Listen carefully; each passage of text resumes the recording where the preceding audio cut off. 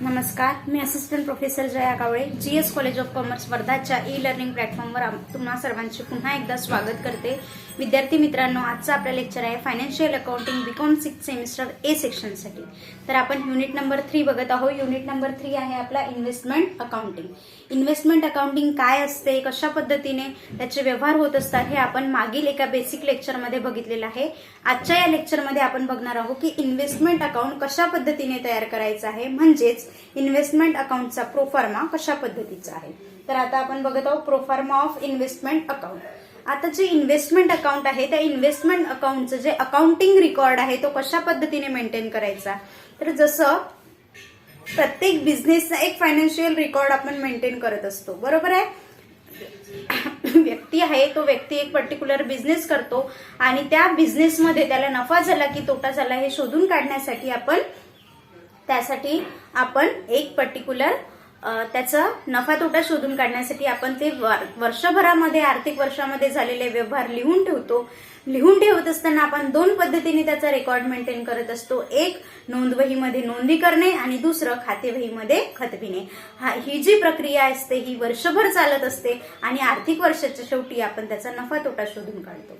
आता त्याच पद्धतीने जर एखादी व्यक्ती जर इन्व्हेस्टमेंटचा बिझनेस करत असेल, म्हणजे काय की प्रतिभूतींची खरेदी विक्री करणे हा जर बिझनेस करत असेल तर त्याला त्या बिझनेसमध्ये नफा झाला की तोटा झाला व तो नफा किंवा तोटा किती झालेला आहे हे शोधून काढण्यासाठी आपल्याला इन्व्हेस्टमेंट अकाउंट तयार करायचं आहे। ओके, आता इन्व्हेस्टमेंट अकाउंट तयार करत असताना इन्व्हेस्टमेंट अकाउंटचा फॉर्मॅट हा इतर अकाउंट सारखाच आहे। फरक फक्त एवढा आहे की इन्व्हेस्टमेंट अकाउंट तयार करत असताना आपल्याला या ठिकाणी अमाऊंटचे 3 कॉलम करायचे आहे। ओके, अमाऊंटचे किती 3 कॉलम या ठिकाणी आपल्याला तयार करायचे आहे। इंटरेस्ट आपल्याला इन्व्हेस्टमेंट अकाउंट लिहित असताना आपल्याला तयार करत असताना हेडिंग द्यायचं आहे इन दी बुक्स ऑफ, म्हणजे ज्या व्यक्तीच्या ज्या कंपनीच्या बुक्समध्ये आपण इन्व्हेस्टमेंट अकाउंट तयार करत आहे त्यांचं नाव येईल इथे।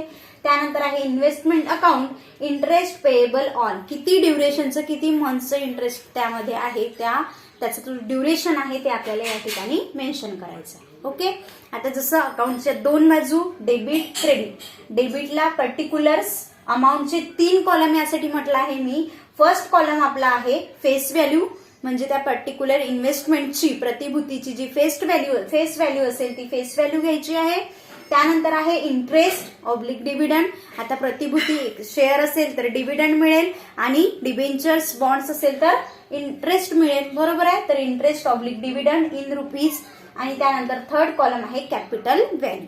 ओके, त्याच पद्धतीने क्रेडिट साइडला सुद्धा आपल्याला पर्टिक्युलर्स अमाऊंटचे 3 कॉलम, पहिला कॉलम आहे फेस व्हॅल्यू इन रुपीज, दुसरा column interest oblique dividend in rupees आणि तिसरा कॉलम आहे आपला capital value in rupees. Okay, तर या पद्धतीने आपण फॉर्मॅट बनवून घेतलेला आहे। आता फॉर्मॅट बनवल्यानंतर आपण जे इन्व्हेस्टमेंट अकाउंट करत आहे ते इन्व्हेस्टमेंट अकाउंट पर्टिक्युलर एका ड्युरेशनमध्ये एका आर्थिक वर्षासाठी आपण तयार करत आहोत। त्यामध्ये जे मागील वर्षाचं बॅलन्स असेल, जे मागील वर्षाची जी आपली इन्व्हेस्टमेंटचं बॅलन्स असेल ते या वर्षाचं ओपनिंग बॅलन्स राहील, बरोबर आहे। मागील वर्षाचं जे क्लोजिंग बॅलन्स असेल ते या वर्षाचं ओपनिंग बॅलन्स राहील आणि म्हणून जे ओपनिंग बॅलन्स आहे आणि इन्व्हेस्टमेंट ही काय आहे, असेट आहे, असेटवर नेहमी डेबिट बॅलन्स असते आणि म्हणून हे डेबिट बॅलन्स आपण या ठिकाणी घेतलेला आहे। डेबिट साइडला टू बॅलन्स ब्रॉट डाऊन, म्हणजे बॅलन्स आपण मागील वर्षावरून या वर्षी खाली आणले। ओके, तर हे आता बॅलन्स जे आहे ते इंटरेस्टचं बॅलन्स राहील का, नाही, कारण मागच्या वर्षीचं जे इंटरेस्ट होतं ते कुठे गेलं, P&L अकाउंटला। जेव्हा आपण आर्थिक वर्षामध्ये रेकॉर्ड ठेवतो त्या आर्थिक वर्षाचा रेकॉर्ड ठेवत असताना असेट्स आणि लायबिलिटीज या दोनच अकाउंटवरचे बॅलन्स हे दुसऱ्या वर्षाला कॅरी फॉरवर्ड होतात, मात्र expenses and losses, incomes and gains यावरचं बॅलन्स नेक्स्ट इयरला कॅरी फॉरवर्ड होत नाही। ओके, त्यामुळे जे इंटरेस्ट आहे ते इंटरेस्ट करंट इयरचं ते प्रिव्हियस इयरचं बॅलन्स या ठिकाणी येणार नाही। तर बॅलन्स कशाचं येईल, फेस व्हॅल्यू, प्रतिभूतीची फेस व्हॅल्यू आणि कॅपिटल व्हॅल्यू। क्लिअर आहे। आता बॅलन्स आपण घेतलं, तर बॅलन्स घेतल्यानंतर जे आपलं आर्थिक वर्ष आहे त्या आर्थिक वर्षामध्ये काय काय होऊ शकते, तर इन्व्हेस्टमेंटशी संबंधित एक तर आपण इन्व्हेस्टमेंट परचेस करू शकतो, ओके, इन्व्हेस्टमेंट आपण सेल करू शकतो, इन्व्हेस्टमेंटवर आपल्याला इंटरेस्ट मिळू शकते. ओके, इन्व्हेस्टमेंटवर आपल्याला इंटरेस्ट द्यावं लागू शकते. बरोबर आहे. तर असे काही चान्सेस असतात की आणि शेवटी मग आपल्याला आपल्याकडे इन्व्हेस्टमेंट किती शिल्लक आहे हे सुद्धा शोधून काढायचं असते. तर आता जसं पहिला व्यवहार घ्यायचा झाला तर आधी आपल्याकडे एवढी इन्व्हेस्टमेंट आधी होती. ओके, आता आपण इन्व्हेस्टमेंट परचेस करत आहोत सपोज. ओके, तर आता इन्व्हेस्टमेंट जर परचेस करायची आहे तर जसं मी तुम्हाला सांगितलं की प्रतिभूतीच्या खरेदी विक्रीचे व्यवहार 2 पद्धतीने होते. एक व्याजासहित आणि दुसरं व्याज रहित. Okay, come interest and x interest. तर आता कम इंटरेस्ट मध्ये परचेस केलेलं असो किंवा एक्स इंटरेस्टवर परचेस केलेलं असो, प्रतिभूतीच्या परचेसची एंट्री मात्र सेम होते. ते दोन्ही व्यवहारांमध्ये एंट्री सेम होते. तर काय एंट्री होईल आता बघा, आपण जी इन्व्हेस्टमेंट आहे ती इन्व्हेस्टमेंट परचेस केली आहे. Investment purchase. ओके, तर इन्व्हेस्टमेंट परचेसची एंट्री काय व्हायला पाहिजे, इन्व्हेस्टमेंट आपल्याकडे आली. बरोबर आहे, म्हणजेच इन्व्हेस्टमेंट अकाउंट काय झालं, debit.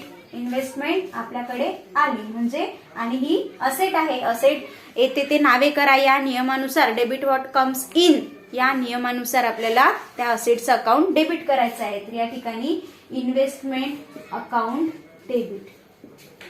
Okay, investment account debit. आता त्या इन्व्हेस्टमेंटच्या मोबदल्यामध्ये ओके इन्व्हेस्टमेंट अकाउंट डेबिट. आता जर सपोज कम इंटरेस्ट असेल, कम इंटरेस्ट म्हणजे जर व्याज सहित जर आपण ती इंटरेस्ट परचेस केली तर आपल्याला व्याजही मिळेल. ओके, तर investment account debit.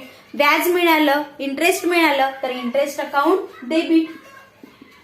Interest account debit. Okay, हे कम इंटरेस्टच्या बाबतीमध्ये लागू होईल. इन्व्हेस्टमेंटही मिळत आहे आणि व्याज सुद्धा मिळत आहे. आपण कोण आहे, खरेदीदार. ओके, कम इंटरेस्ट बेसवर आपण परचेस केलेला आहे. ओके, त्यामुळे investment account debit, interest account debit आणि या मोबदल्यामध्ये आपण पैसे दिले म्हणजेच बँक अकाउंट क्रेडिट. तर या ठिकाणी टू बँक अकाउंट. ओके, तर या ठिकाणी बघा टू बँक अकाउंट. तर आता बघा इन्व्हेस्टमेंट अकाउंटच्या डेबिट साइडला, ओके, इन्व्हेस्टमेंट अकाउंटच्या डेबिट साइडला आपल्याला लिहावं लागेल to bank account. To bank account. तर आपण इथे काय लिहू, परचेस ऑफ इन्व्हेस्टमेंट. काय लिहू, परचेस ऑफ इन्व्हेस्टमेंट. क्लिअर. त्याच पद्धतीने तर इन्व्हेस्टमेंट अकाउंटच्या डेबिट साइडला टू बँक अकाउंटच्या नावाने परचेस ऑफ इन्व्हेस्टमेंट घेतलं आपण. आता purchase of investment face value सुद्धा मिळाली आणि इंटरेस्ट सुद्धा मिळालं म्हणजे इंटरेस्टच्या कॉलम मध्ये सुद्धा येईल. Okay, purchase bank account. Clear. Interest अकाउंटच्या डेबिटला पण ते इनडायरेक्टली लिहिलं गेलं ना, interest account debit to bank अकाउंटच्या नावाने इथे आलं आणि कॅपिटल व्हॅल्यू. आता बघा एक इथे मिस झालं आहे, बॅलन्स लिहिलं आपण, त्यासोबतच इंटरेस्ट अॅक्रूड सुद्धा असू शकते. अॅक्रूड इंटरेस्ट म्हणजे मागच्या वर्षी जे अॅक्रूड होतं ते याही वर्षी अॅक्रूड आहे आणि काही दिवसानंतर ते मिळणार. आता अॅक्रूड इंटरेस्ट काय हे तुम्हाला सांगायची आवश्यकता नाही, ते मी डिटेल तुम्हाला सांगितलेलं आहे. तर अॅक्रूड इंटरेस्टचं जर बॅलन्स असेल तर ते सुद्धा इंटरेस्ट ऑर डिव्हिडंड या कॉलम मध्ये येईल, इंटरेस्टच्या कॉलम मध्ये येईल. ठीक आहे. त्यानंतर व्यवहार होईल आपण इन्व्हेस्टमेंट परचेस केलेली आहे. तर इन्व्हेस्टमेंट परचेसची entry investment account debit, interest account debit to bank account. Narration आपण लिहू शकतो त्याला बिंग परचेस्ड.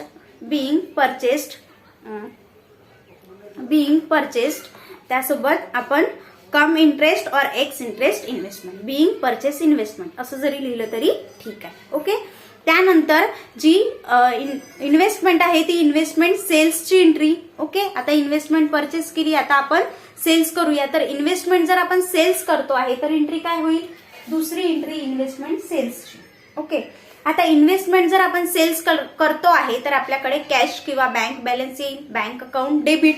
ओके, काय होईल याची रिव्हर्स एंट्री करा, bank account debit, bank account debit.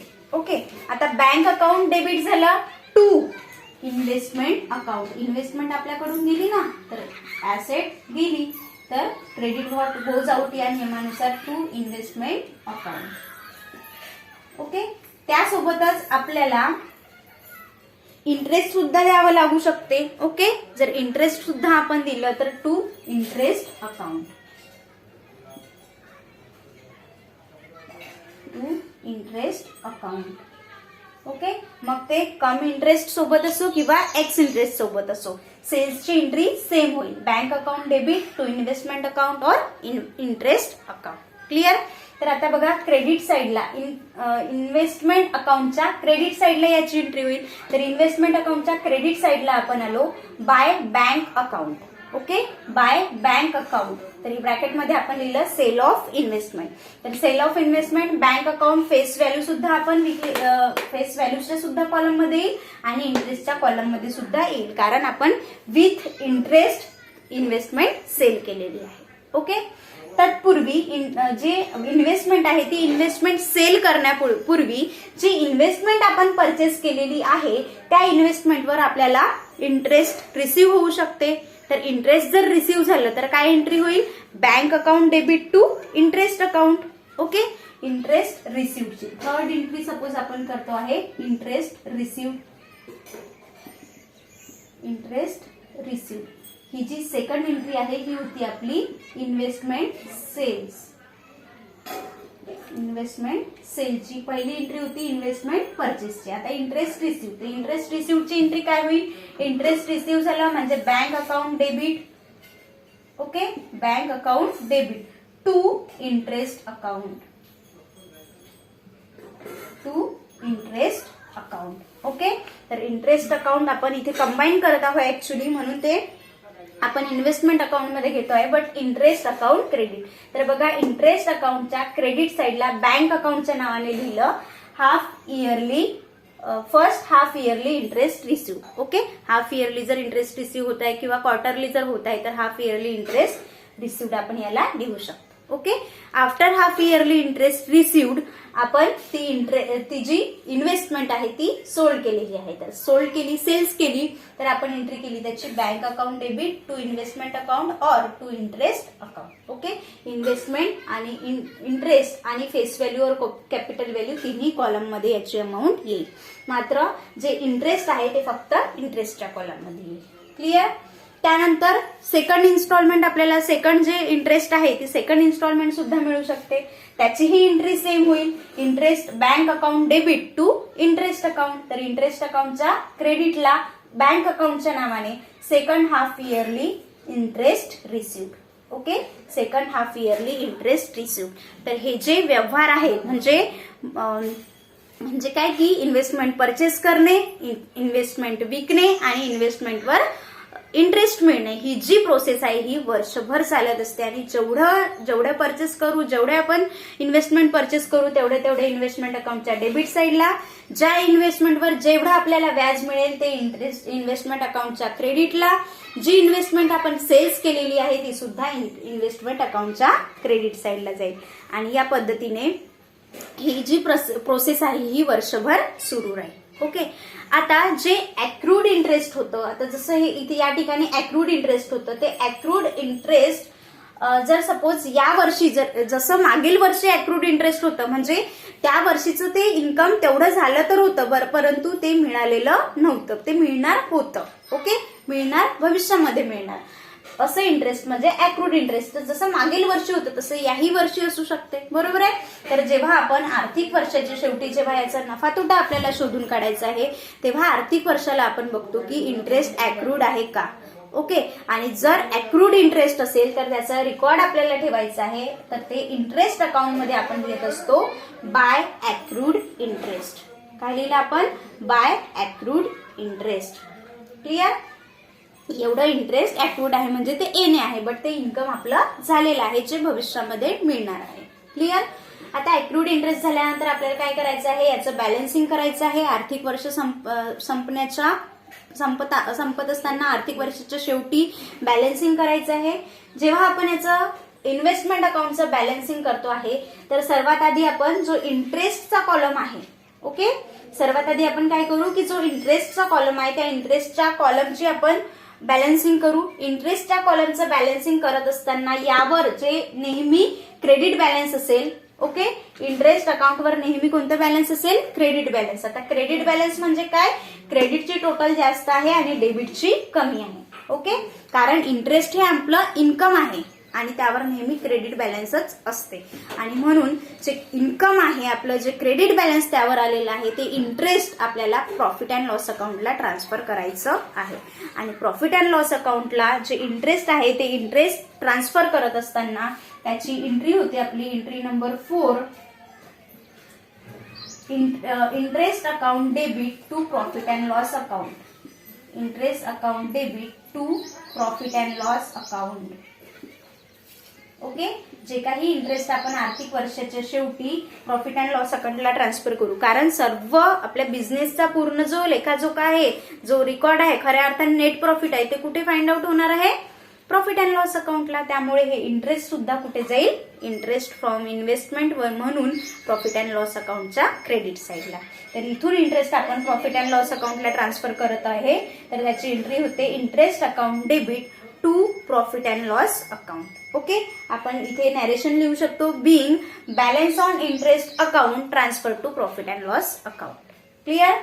त्यानंतर इंटरेस्ट आपण ट्रान्सफर केलेला आहे. ओके, आता हे जे इंटरेस्टचा कॉलम आहे हा क्लोज झाला. इंटरेस्टचं बॅलन्सिंग केलं, जे बॅलन्स आलं ते बॅलन्स या ठिकाणी आपण लिहिलं. इंटरेस्ट अकाउंटच्या डेबिट साईडला याचा इफेक्ट केला आपण to profit and loss account. Balancing फिगरने आलेली अमाऊंट आहे ही, त्याला लिहायचं आहे आपल्याला interest transfer. Okay, interest transfer to profit and loss account. तर हे प्रॉफिट अँड लॉस अकाउंटला जाईल आणि इंटरेस्ट अकाउंटचे जे दोन्ही कॉलम आहेत त्या दोन्ही कॉलमची टोटल जी आहे ती बॅलन्स होऊन जाईल, सिमिलर होऊन जाईल, इक्वल होऊन जाईल. ओके, टॅली होऊन जाईल.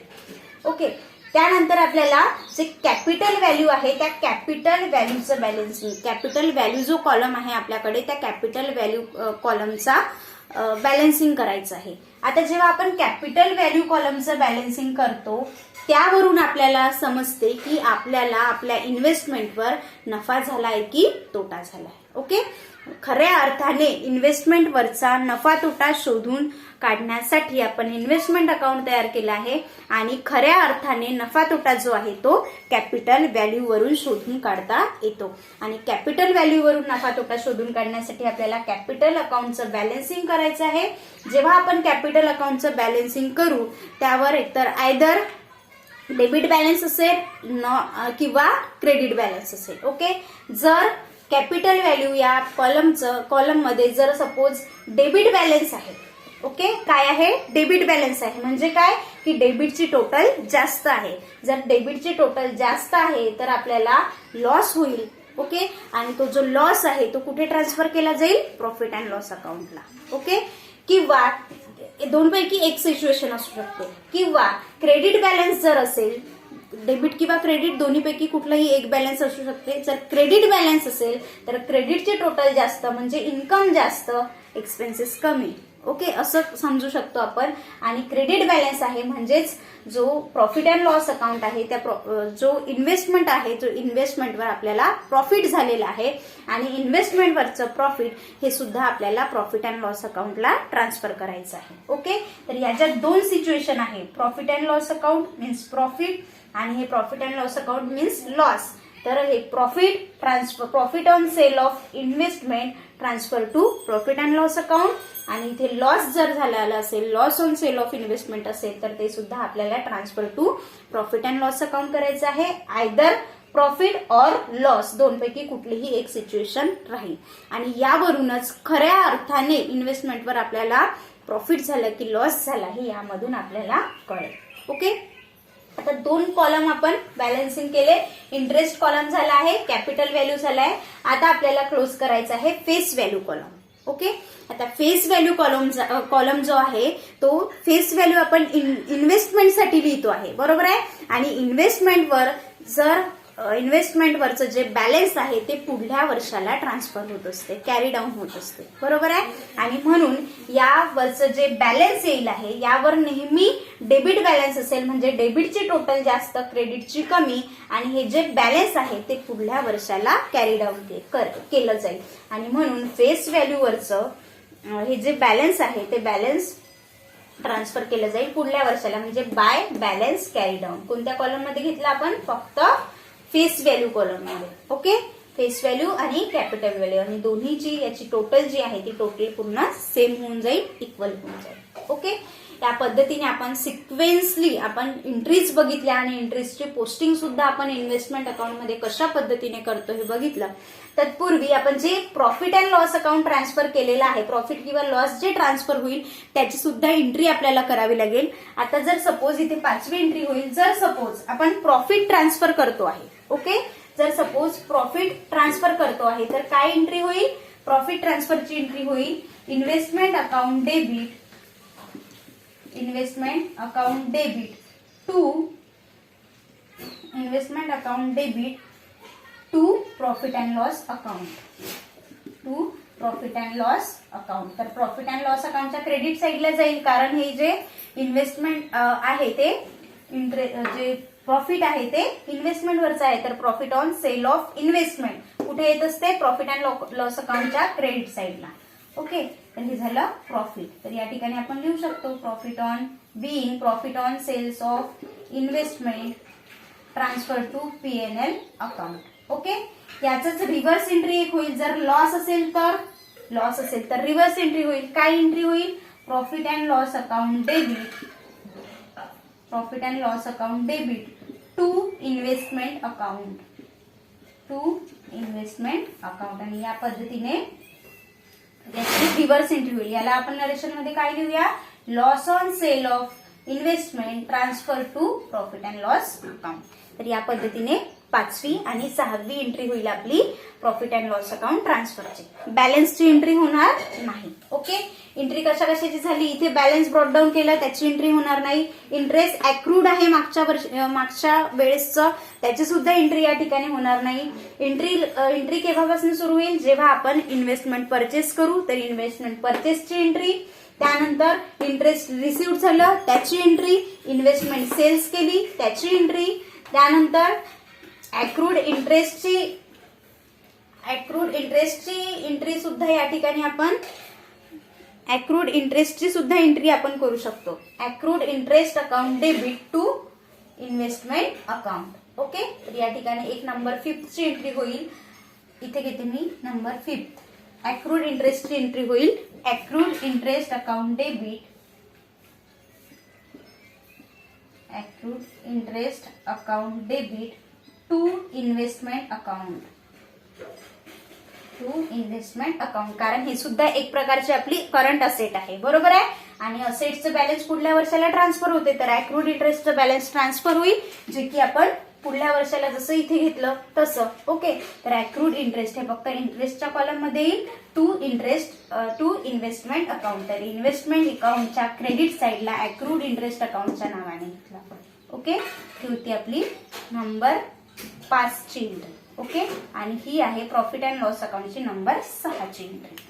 त्यानंतर आपण प्रॉफिट अँड लॉस अकाउंटचं बॅलन्सिंग केलं. प्रॉफिट अँड लॉस अकाउंटवर जो काही आपला बॅलन्स आलेला आहे तो आपण प्रॉफिट अँड लॉस अकाउंटला ट्रान्सफर केला. नंतर कॅपिटल व्हॅल्यू या कॉलमचं बॅलन्सिंग केलं, त्यावर जो profit on sale of investment or loss on sale of investment आला आहे ते सुद्धा आपण प्रॉफिट अँड लॉस अकाउंटला ट्रान्सफर केलं. आणि जे कॅपिटल इन्व्हेस्टमेंटचं जे बॅलन्स आहे ते बॅलन्स पुढील वर्षाला कॅरी डाऊन केलं. तर या पद्धतीने अशा पद्धतीने आपल्याला इन्व्हेस्टमेंट अकाउंटचं अकाउंटिंग करायचं आहे, रेकॉर्ड करायचं आहे. तर आय होप तुम्हाला मागील आणि हे दोन्ही बेसिक लेक्चर व्यवस्थित समजलेले असेल.